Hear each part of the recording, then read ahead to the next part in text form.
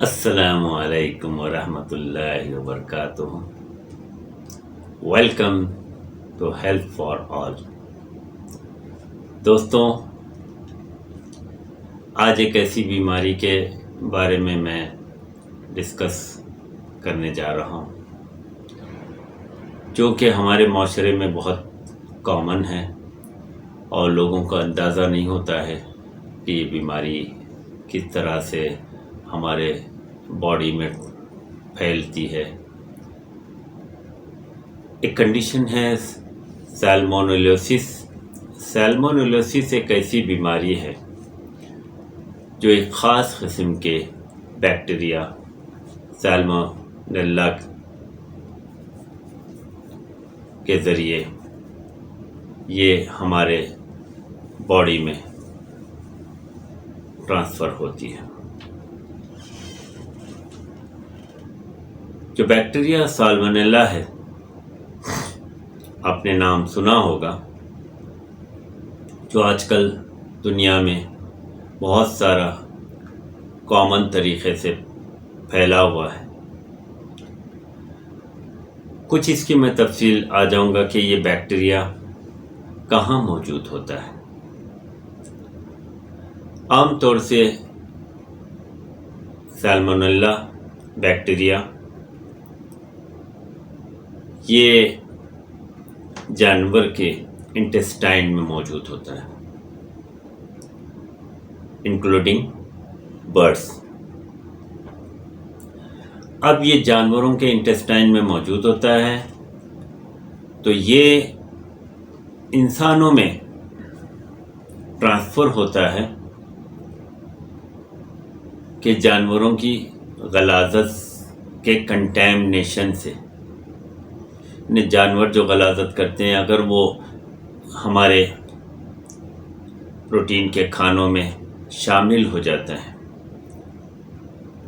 اور پھر کچھ اور بھی اس کے وجوہات ہیں کہ کیسے ہماری غذا کے ذریعے سے یہ شامل ہوتا ہے.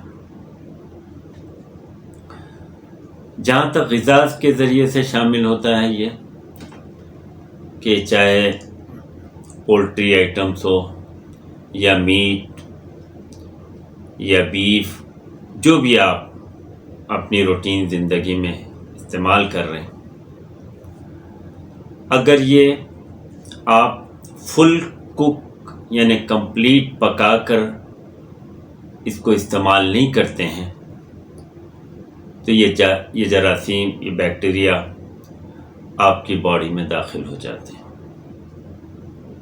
جیسے گوشت ہے، اگر اس کو فل کوک نہیں کریں گے تو اگر یہ جانور کے ذریعے سے اس گوشت میں یہ بیکٹیریا موجود ہیں تو یہ انسان کے جسم میں ٹرانسفر ہوں گے. پولٹری آئٹمس میں آپ دیکھیے کہ ایگس ہیں. عام طور سے انڈا جو ہے، اکثر لوگوں کی عادت ہوتی ہے کہ ہاف فرائی کھانے کی انڈا. تو جو لوگ ہاف فرائی کھاتے ہیں ان میں یہ جراثیم، یہ بیکٹیریاز منتقل ہونے کے 100% چانسز ہوتے ہیں. دنیا کے حساب سے اگر دیکھتے ہیں ہم تو سالانہ 40,000 سے زیادہ کیسز USA میں ہوتے ہیں اس کے، مختلف طریقے سے. اس کے علاوہ ہر کنٹری میں، چونکہ لازم بات ہے کہ آپ کو پتہ نہیں ہوتا کہ کس جانور میں یہ جراثیم موجود ہیں، اگر اس سے احتیاط نہیں کریں. ایون میں یہ تو آپ کو ہاف کوک یعنی کی بات کی، لیکن اگر آپ کہیں کھانا بھی کھاتے ہیں جا کر، اگر وہ کھانا سرو کرنے والا جو ہے، اگر اس کو سالمونیلا انفیکٹڈ ہے اور وہ بغیر ہائیجینک کنڈیشن کے اپنے ہاتھوں کو صاف کیے ہوئے اگر آپ کو کھانا سرو کرے گا تو یہ جراثیم آپ کے کھانے میں منتقل ہو سکتے ہیں. تو میں نے آپ کو بتا دیا کہ اس کا مین کیا سبب ہو سکتا ہے اس میں، اور مین اس میں آپ احتیاط یہی کرنی ہے کہ اگر آپ چاہتے ہیں کہ سالمونیلا کے انفیکشن سے بچیں تو آپ ہر چیز فل کوک کھانا چاہیے، یعنی مکمل پکائی ہوئی۔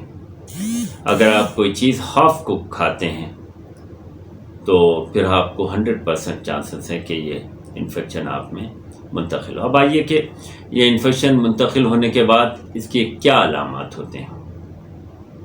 علامات میں سب سے پہلے جو ڈائریا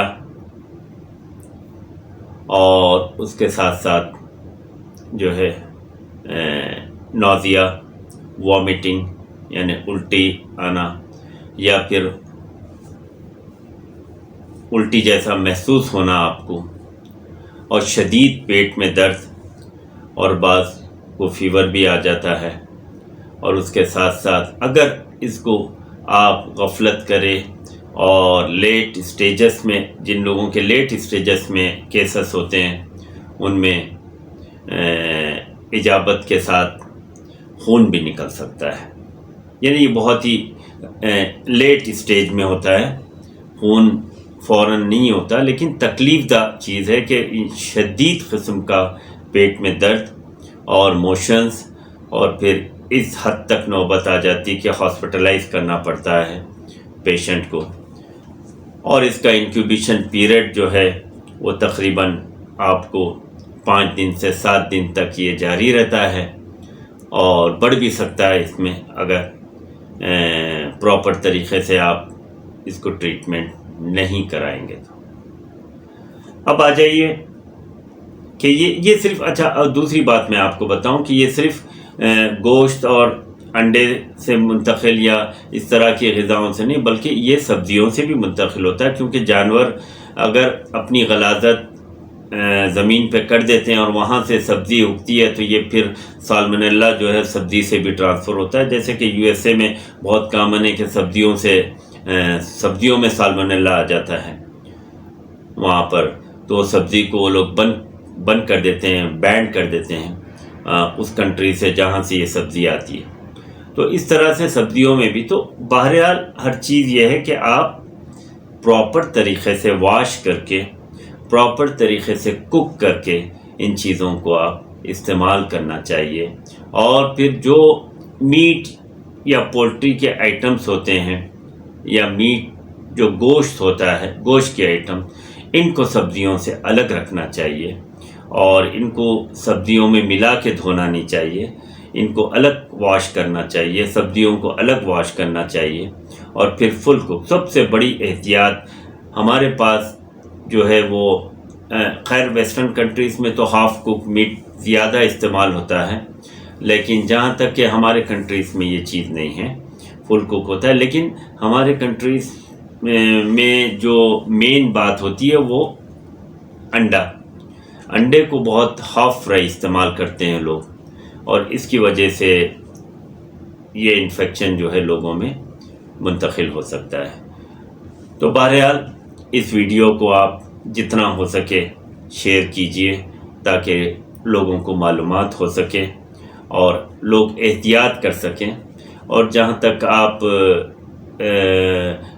احتیاط کی ضرورت ہے یہ بہت ضروری ہے۔